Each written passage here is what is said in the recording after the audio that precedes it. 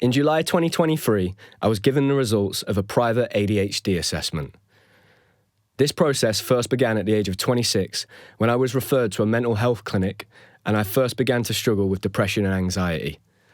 When I was a kid, I struggled with inattention, hyperactivity, and impulsivity that affected my ability to manage life.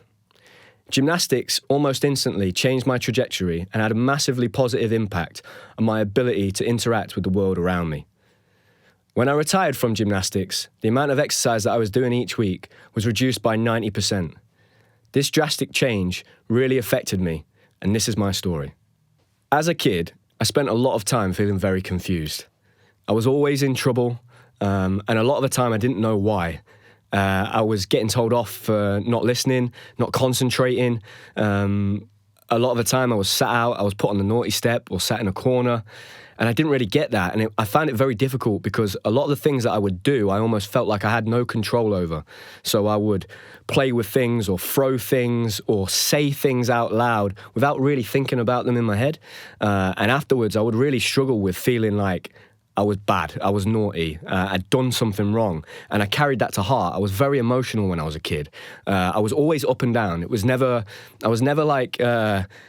a very level kid, you know, and I'm probably still not now as an adult, but I'm a lot better at it. It was always screaming, crying, or super angry, or super excited. There was no like middle ground ever really. And I found that challenging. And with my emotions being up and down all the time, whenever I was getting told off, I reacted to that in quite a negative way. The other things I tended to struggle with at school were, I think I struggled working in groups. I think I found that hard.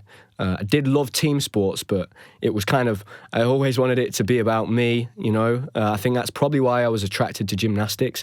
I really struggled with other people helping me, whether it was people tying my shoes for me or getting dressed, or if somebody picked an option for me, I straight away wanted to pick the other thing because I didn't want anyone else telling me what to do. I was kind of obsessed with rules and knowing what the rules were. I was a rule breaker, but once I knew the boundaries, it was like, oh, okay, great, I know where to stay now. I'm not going to step over that line. I'm not going to cross that line again. I know where the boundaries are. It was almost like I was figuring life out as a kid, you know. I can remember jumping in a boiling bath, running across the road, like a busy road and just missing a car, ringing the police. Like I was testing the waters all of the time, and especially with authority within the house. You know, my dad was out working a lot, so it was me and my mum. Me and my mum was super close. I spent a lot of time with my mum growing up, and you know, by all accounts, I wasn't the easiest kid to kind of like deal with. I never slept. I was always up all night. My mum was often talking to the teachers after school because I'd done something in the day that wasn't all right. And I found that really, really tough right the way up until the point that I was introduced to gymnastics. And it honestly really was almost like an instant change overnight. And the only thing that and when I look back now in hindsight, I think it just took away a lot of that energy. You know, it's really interesting when I talk to like Connie now, they have kids in school that can't sit still, are always getting in trouble, talk over the teacher, don't wait to put their hand up, they just shout it out. And what they do with some of these kids now is give them a fidget spinner. And I'm like, oh my God, that's genius. And when I ask, like, Connie, what are these kids like? Like, if you give them a fidget spinner when they're sitting on the carpet and you're doing a lesson, I was like, I bet they know exactly what's going on, don't they? And she says, yeah, all of the time. I'll ask them a question about what they're saying, they'll put their hand up. Because they're listening while they're doing, and that was just me as a kid, you know. I had to be moving, I had to be on the go, I had to be trying things myself. I couldn't walk to school on the path in a normal way. I had to walk on the edge or I had to walk on someone's wall. It was constant. Even now, as a grown adult, like 30 years of age, I see the world as a giant playground. It's weird. I'm like, I'll walk down the street, I'm like, God, that'd be good to climb on. Imagine running and jumping off that. Like, that's always me. If I go to a park now with like my nephew or Connie's nephew, like it's just an excuse for me to play on the slide and the swings. It's brilliant. I love it. And I've always been like that, on the move, on the go. And I think the gymnastics and just the sheer amount of training and volume that I was doing just calmed me right down. It massively calmed me down. And yeah, it was like an overnight thing. You know, I'm sure at the time it wasn't. I'm sure that carried on for a little bit of time, and there was like a window where like I was still super hyperactive as I started gymnastics, but as it creeped up, because gymnastics is an extreme sport. I was talking to someone the other day. We had a guest on the podcast the other day. They may be doing like 10 hours a week in their sport. I was doing 40. I was genuinely, it's not a joke, I was doing 40. Imagine doing 40 hours a week when you're 9 years old. You're going to be exhausted. But for me, I never was exhausted. I was at everyone else's level then. Once I'd done like 6 or 7 hours a day, then I was good and calm and relaxed. And I still did have that energy outside of the gym. So those changes were like dramatic, like overnight, massively helped my parents, because up until that point, like I really had been like the naughty kid, the bad kid. And then for the first time, I started gymnastics. This was something that made sense to me straight away. I was getting praised for it, and I loved that. That was great, because I'd already learned by being quite a naughty kid that being praised and being good was a good thing. So I just went after that all the time. So when I was in the gym and I was training, I was like a robot.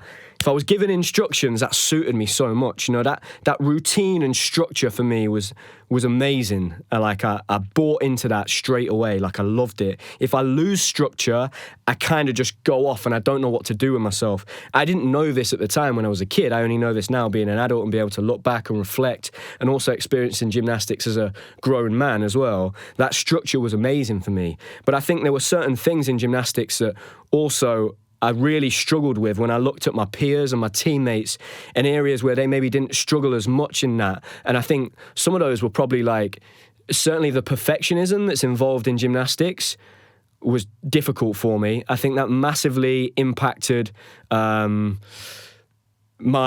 quite self-destructive.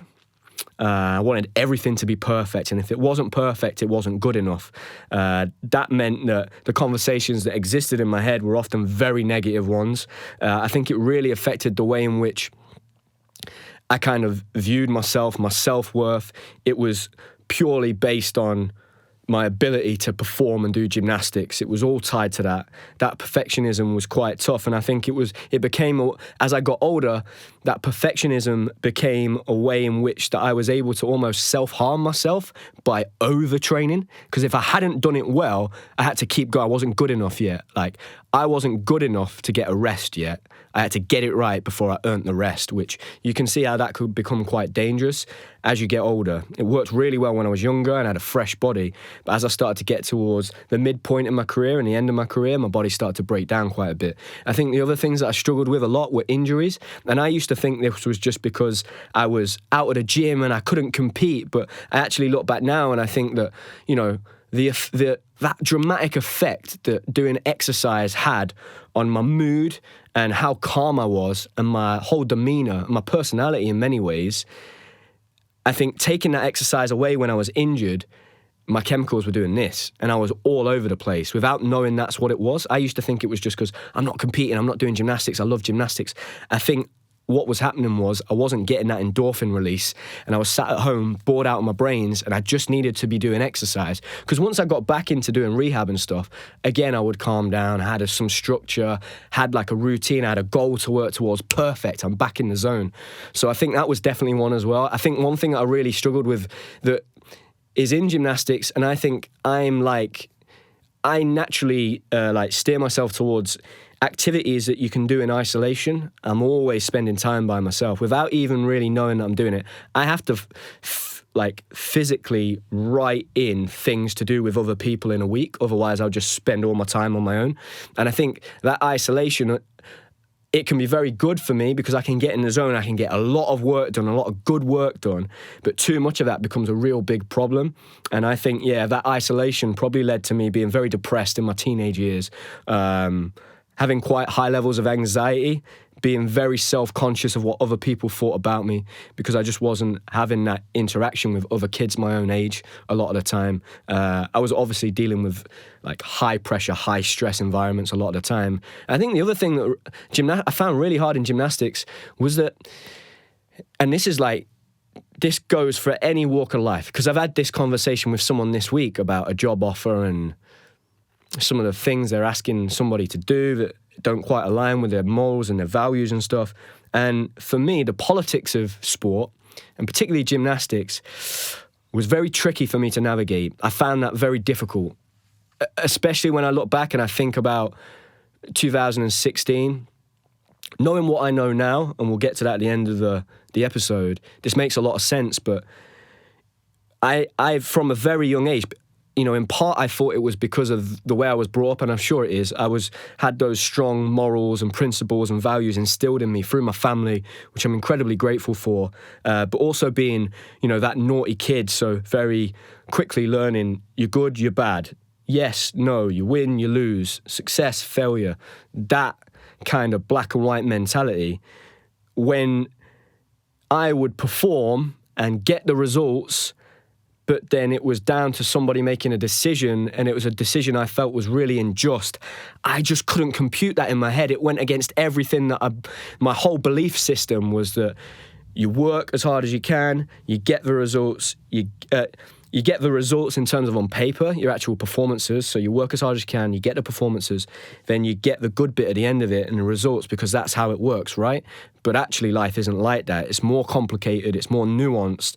And I found that very difficult, especially at the age of 23. It kind of threw my whole framework out of whack.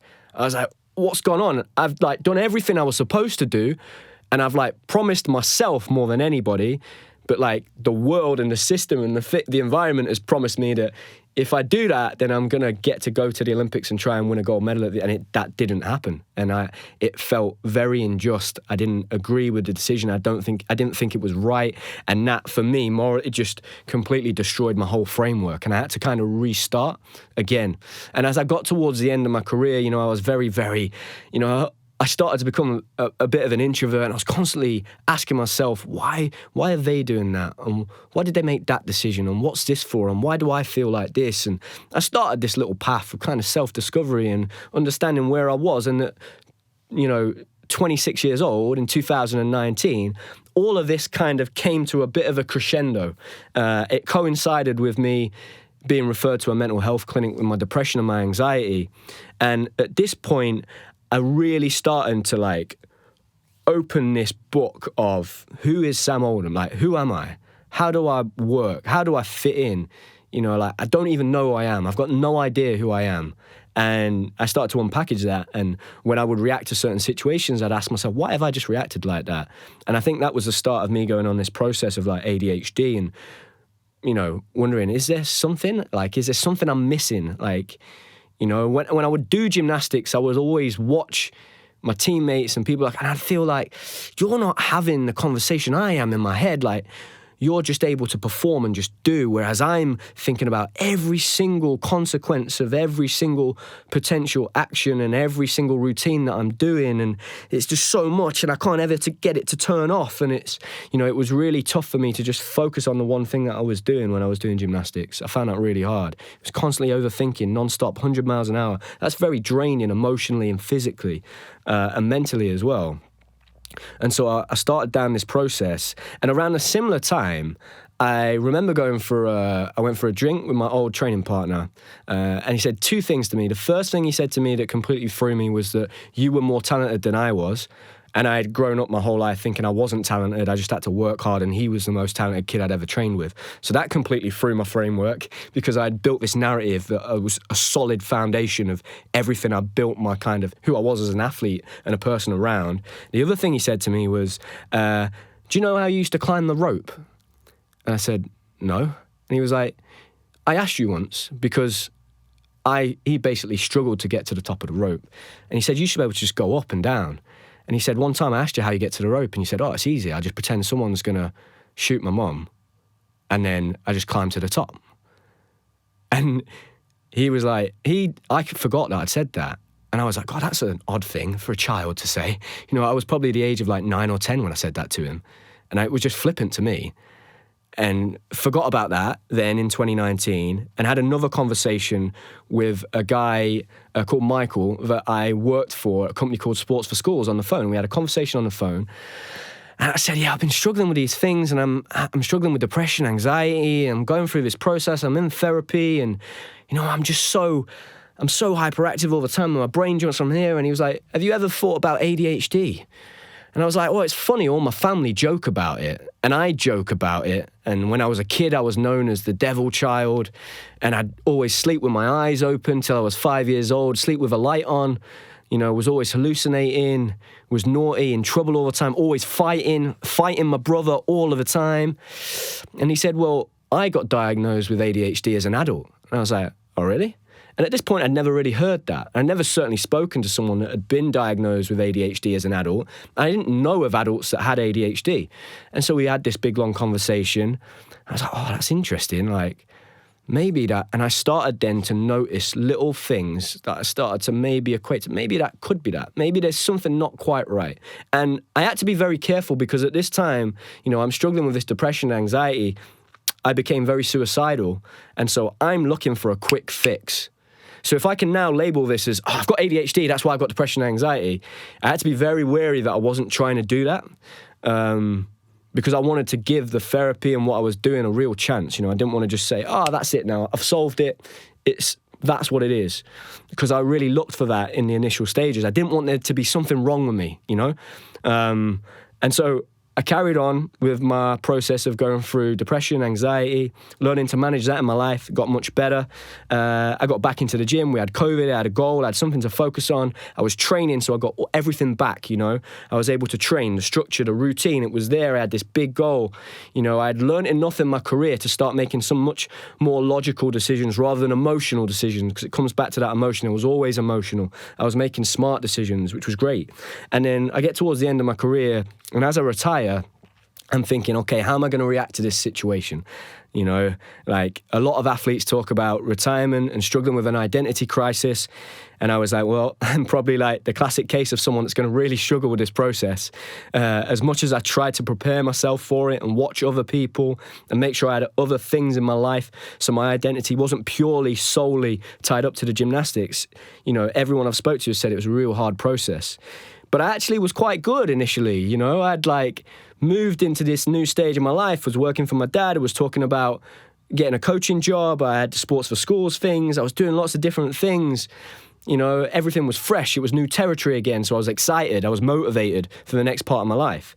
And initially I was working for my dad, so I was building, so very physical, labour-intensive work. In the January I got a coaching job at the gym, again, hands-on, supporting kids, running around like a bit of a lunatic, coaching 10 different groups a week, wearing different hats, constantly different stuff stimulating me. And it wasn't until I think that I went travelling with Connie that some of my behaviours that I was attributing at the time to potentially ADHD-like characteristics started to kind of magnify themselves. And this process had started a bit earlier than that. So initially, I'd had this conversation with Connie. I was like, maybe I've got ADHD, I'm not sure.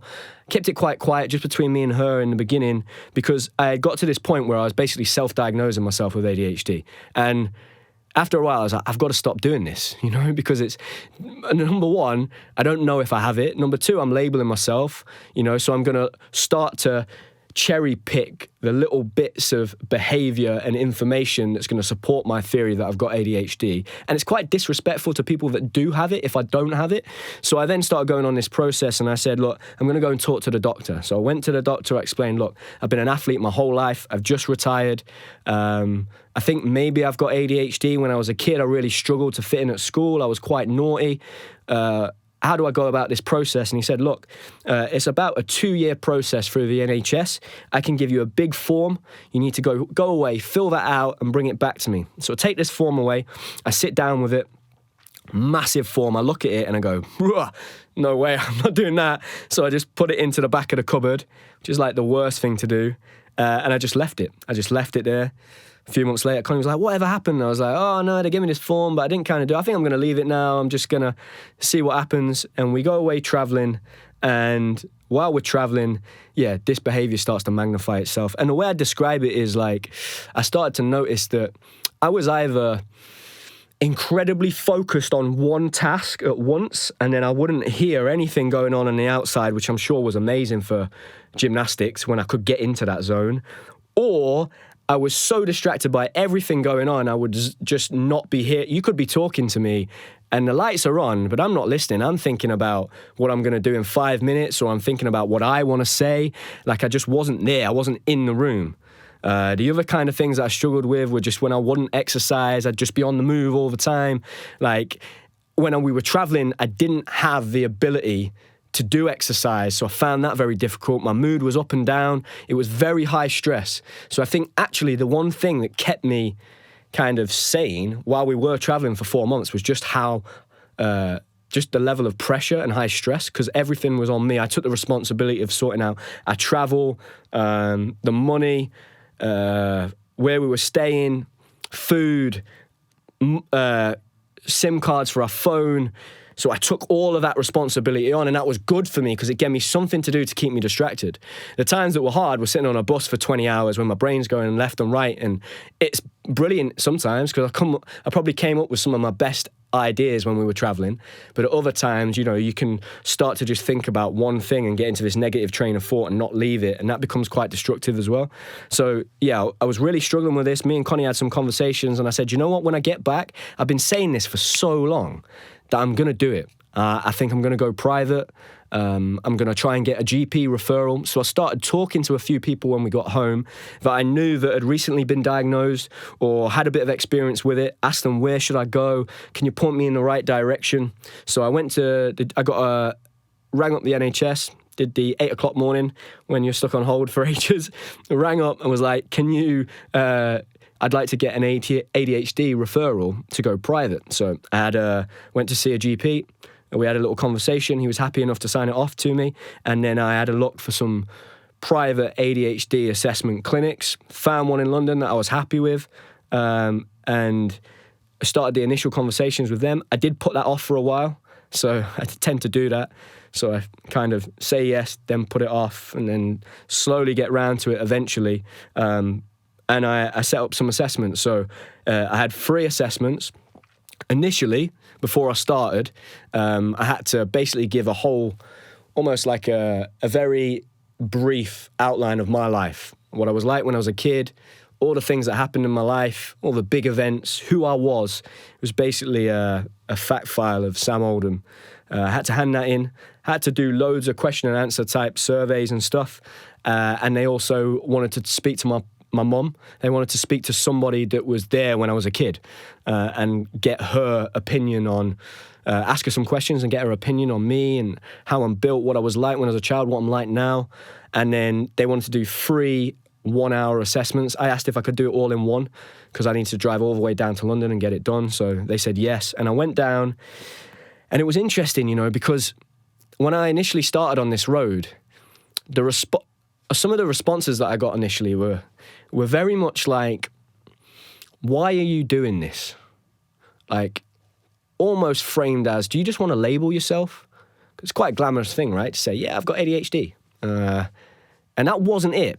The reason I wanted to do this, the 2 main reasons. Number one, when I had therapy, all that did was help me understand myself a little bit better, you know? And it meant that when certain situations in my life arised that would normally cause me real anxiety and I'd start to struggle, and all of the coping mechanisms that I have in place now would fall apart, I knew what to do. I knew how I was going to react so I could be ready for it. And this was the same thing, you know, I just wanted to understand myself a little bit more, because if I had been struggling for 30 years with ADHD and I didn't know about it, it could explain a lot, you know? When I was a kid, I thought that I was stupid because I struggled reading and writing. But I was just too bored to sit down and read because my brain was off in the window like that. And so I created this narrative in my head that I'm not clever, so I don't need to concentrate at school. I'm just good at sports. I'll do sports. Where actually now at 30, I love learning and I'm writing a book and I love reading. But like that narrative I had when I was a kid, that would have made the world a difference, you know? So those responses were really interesting. And, I think initially some of my family as well were a bit like, why are you doing this? Are you sure? When you go to your mum, when you go to your parents, you say, I think there's something wrong with me. Like their initial response is like, what did I do wrong in my parenting? Like, and they don't say that out loud, but that's natural, right? Like, I'm sure I want to be a parent, so I'm going to have exactly the same thing. I'm going to feel the same way. It's not that, because it was, I've learned myself through my friends that have struggled with different types of things that you can't react like, can't be, oh, why are you doing, like, no, it's about that person and what they're going through. And there was no help back then. There was no one to give me a fidget spinner when I was at school. No one talked about ADHD. You were just a naughty kid. That's what it was back then. So it wasn't my parents' fault. My mum and my dad had no reference point. They hadn't had any other children. To them, they were just thinking, oh God, we've got a naughty kid. When actually, I was struggling. I was struggling to balance the things that were going on in my brain, in my body, in my chemicals.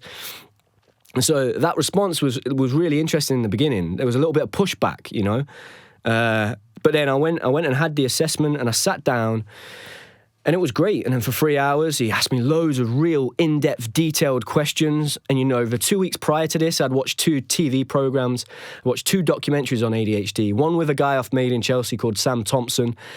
He went through this process, very similar to me. The whole time, Connie was sat next to me on the sofa just giving me side-eye, because everything that he was talking about, she was going, that's you, like constantly. And I'm smiling because I'm like, God, yeah, that's me.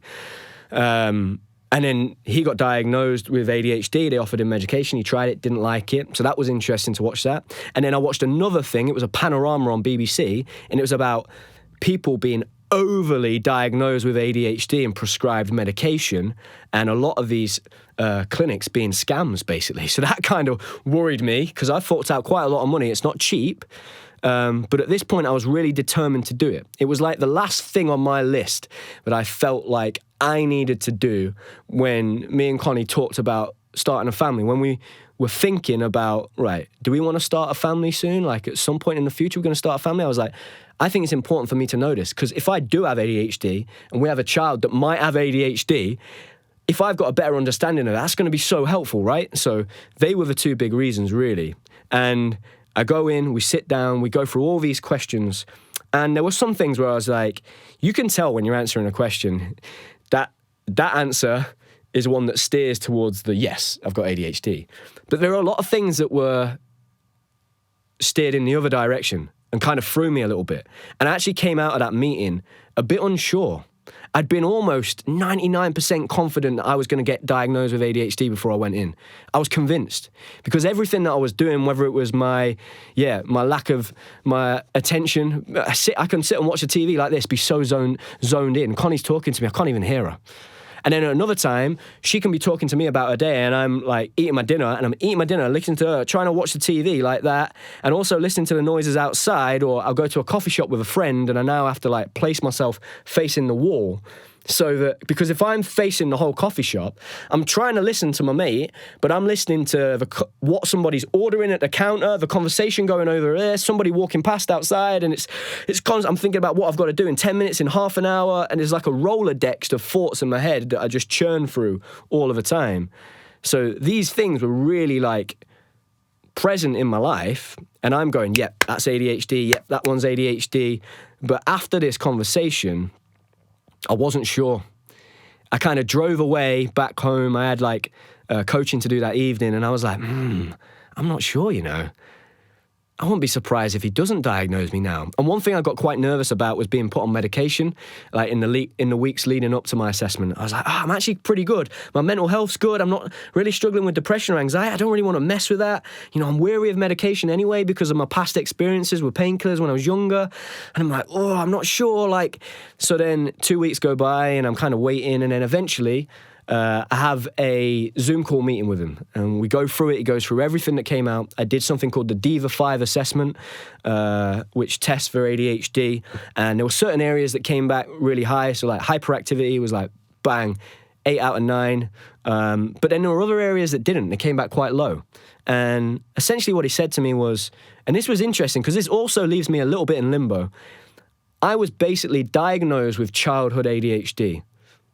So he said, given all the information provided and the evidence given by my mum, myself, there was school reports, all of that kind of stuff, I would have diagnosed him with childhood ADHD, 100%. But I'm not diagnosing him with adulthood ADHD, which was really interesting. I was like, right, okay. That's threw me a little bit. So I had it when I was a kid, I've not got it now. And basically the way he framed it to me in that meeting was that, look, you've got some really good coping mechanisms that you've put in place. You're very self-aware. At the moment, the ADHD-like characteristics and behaviors that you had when you were a child don't affect your ability to interact with the world and live your life to an extent that I would diagnose you with ADHD. And I certainly don't think that you need to go on medication for that. So I was like, okay.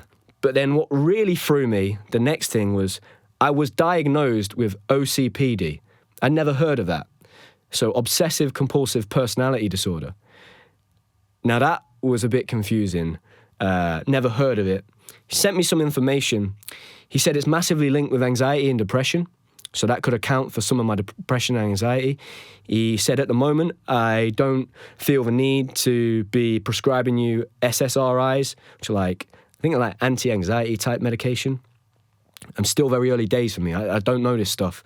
I've also been a bit confused by it, so I've kind of stepped back from it and not done too much research. He gave me a few links to read about it. OCPD is slightly different to OCD. And once I started to read and then have conversations with people in my life, and they all kind of went, yeah, I'm not surprised by that. I was like, oh, really? And it was interesting. My mum on the phone with the doctor, the clinician that did my assessment, she said, yeah, I told him about how when you walk into the house, you always check the fridge. And I was like, what? She was like, yeah, every single time you come into our house, you walk, you check the fridge, you look at it, you shut the fridge, you never get anything out of the fridge, and then you carry on. And you've done that since you were a child. I was like, oh, that's interesting. And then I had conversations with Sam, and he said, yeah, I'm not surprised that was the thing that you got diagnosed with. And Connie, exactly the same thing. And I started to notice certain things. And when I went back to that conversation with Reese when I was a kid, some of the things that I've read about with OCPD are things like having incredibly high moral standards for yourself, but also putting those moral standards on other people around you. That's something I always do. And it goes back to that black and white type mentality, right? And, the other thing that I have is like a deep fear of losing money. I never spend money. Connie laughs at me because I would drive around the village to buy Robinson's juice on sale. So I'll go to Sainsbury's and then drive another 5 minutes to Co-op to find it on sale, which is crazy. And she laughs. She's like, why don't you ever buy yourself anything? Because I'll go as long as I can without buying it. Or what I'll do is, if I want to buy something, I'll put it in my basket, but it'll be in my basket. I've had a hoodie from Nike in my basket now for 3 months. I've still not bought it, but it's still in my basket. I still want it, but I just can't make myself do it. I think some of that comes from growing up and the experiences I had around money and, the last financial crisis and my parents struggling and all of that. I think some of it is certainly that, but I imagine I had a predisposition to really be affected that way. The other thing is alcohol consumption is a problem for people with OCPD, can be a problem. I've had my difficulties with that in the past, just being extreme, that roller coaster thing. There's drink myself to oblivion or I don't drink at all. There's no middle ground. I'm finding that middle ground now. It's quite a nice place to be, but that's taken me a long time to kind of understand. And all of these things that I started to put together, that does make sense. And I can remember about a week after my diagnosis, I do all the cleaning and stuff in the house. Makes sense, right? If I've got OCPD, because I like routine, structure, order. If you ever come into my house, I like washing the pots, because I'll wash the pots by hand and listen to music while I'm doing it. I like it. I like anything that's like a monotonous task. So gymnastics was perfect, right? That's why I was so good at doing the boring work in gymnastics, or filling skips and counting how many times it takes me to fill a skip, 136 wheelbarrows to fill a skip. It makes so much sense now when I look back, but at the time I was thinking a lot of this I was misdiagnosing it. Now, that ADHD behavior I had when I was a kid, that's not gone away. That's still there. I still have that stuff. It's in me. If I I don't exercise for 2 or 3 days, on a Sunday, I'm hoovering, I'm cleaning, I'm getting my clothes ready, I'm planning for next week, I'm sending emails, and it's like, oh God. Connie's like, can you just sit down? And like, every Sunday, there's a moment where she goes, please just sit down and relax. I'm like, oh, sorry, I didn't realise. I was like in the moment, in the zone again. So I'm starting to put 2 and 2 together, and she loaded the dishwasher. And the one thing I noticed was that, because the way it was described to me and by the clinician was like one of the like key differences between OCD and OCPD is that like OCD is like, I have to do this. Like, I can't not do this or something bad's going to happen. Whereas for me, I go, I really want to do that, but I know I don't need to. And that's slightly not normal. So I'm going to leave it and not say it. But I think it. So like, Connie was loading the dishwasher and my head was going, why are you doing it like that? That's such a stupid way of loading the dishwasher. Like, it's not going to wash properly. And I said it, but I didn't say it out loud. And then she kind of went out the kitchen and I thought, oh, that's that. That's what that is, you know? And when I wash the pots, I pile them up in these ever increasingly intricate piles that look like some crazy futuristic building that you've built. And like, I went round to Connie's mum's one time and Connie's nephew was playing with all these multicolored dishcloths. And without knowing what I'm doing, I like piled them up perfectly. And I do that all the time. I'm like constantly routine, structure, trying to find it. That perfectionism, like that's all in my life. And it's funny, when I got to the end of my career, I'd noticed that without noticing it. And I started to try really hard to force myself to train, do my routines, compete when the situation wasn't perfect. I was trying to fall in love with the imperfection of life. And that massively helped my gymnastics. And now I know that about myself. It's so helpful, you know, super, super helpful. And it also means that, God, I wasn't a naughty kid. I wasn't a bad kid. All someone needed to do was tell me to go outside and run around 10 times. And then I would have got that endorphin release I needed to bring my dopamine up to where everyone else was at. That's why when I trained 6 or 7 hours a day when I was 8 or 9 years old, I was then calm because I was where everyone else was. I was constantly seeking out things that would get me to that point. I just didn't understand it. And that's why my emotions were just all up and down like this. So it's been a super interesting process, like massively valuable for me. It's very early infancy stages, you know. I'm still very much new to it, learning about it. It's not that glamorous. ADHD sounds pretty cool at the moment. Everyone that's super productive or successful got ADHD, right? But OCPD is a bit more like, he's a bit weird, you know?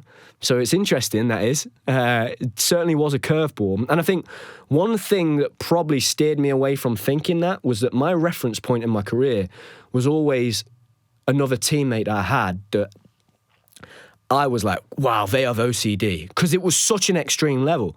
So that was my reference point. So I always just threw it out the window. Yeah, that's not me. I don't do that.